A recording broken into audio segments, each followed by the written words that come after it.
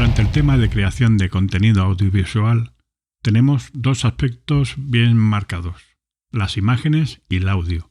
Solo dos. Y como creadores, a veces nos vemos absolutamente inmersos en buscar el perfeccionamiento de todas las imágenes y descuidamos la segunda parte, esencial para un trabajo profesional.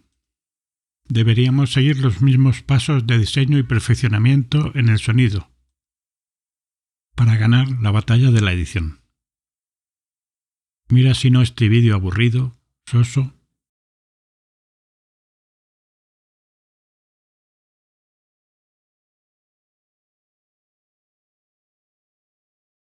Y míralo después con todos los pequeños sonidos agregados.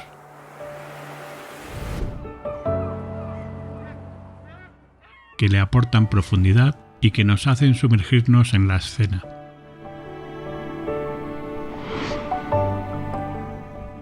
Es una experiencia completamente diferente. Pero veamos qué sucede en el editor. El primer paso, por supuesto, será hacer la selección del metraje, hacer los cortes necesarios, cambios de velocidad, transiciones, etc., para que todo fluya con un ritmo determinado. En ese punto, si lo deseamos, podemos agregar una pista de música que nos ayude a mantener un ritmo en la edición. Un segundo paso muy importante será el de la sincronización, sobre todo si tenemos pistas de voz, en off o narrativas, donde le debemos dar protagonismo a la voz con el volumen más alto, y si a la par aparece el locutor, con la sincronización labial. En ese momento podemos jugar con la atenuación automática de la música en Filmora, o jugar con los keyframes en la pista de música, para no quitar protagonismo a la narración y permitir que se entienda al locutor. En vídeos como el que hemos visto antes, será importante una experiencia inmersiva del espectador, por lo que deberemos apoyarnos con sonidos que puedan recrear el ambiente.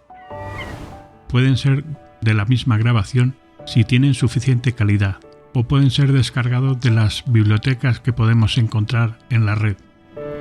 Finalmente, para mantener durante la duración de la visualización la atención de nuestro espectador, debemos apoyarnos con sonidos para transiciones, animación de texto u otros, que ayudan a romper la monotonía de un mismo ritmo y por lo tanto nos devuelven el interés por lo que estamos viendo. No por ello tienen que ser sonidos estridentes, sino que a veces son sutiles elementos de audio que nos ayudarán a mantener al espectador pegado en la butaca.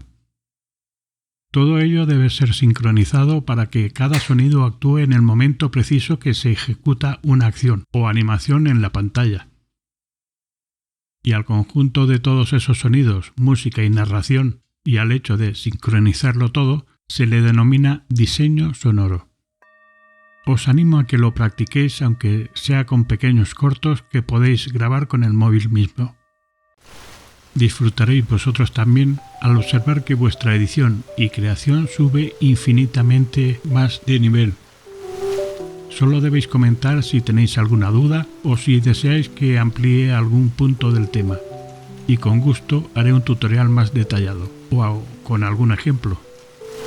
Un gran saludo, amigos. Chao.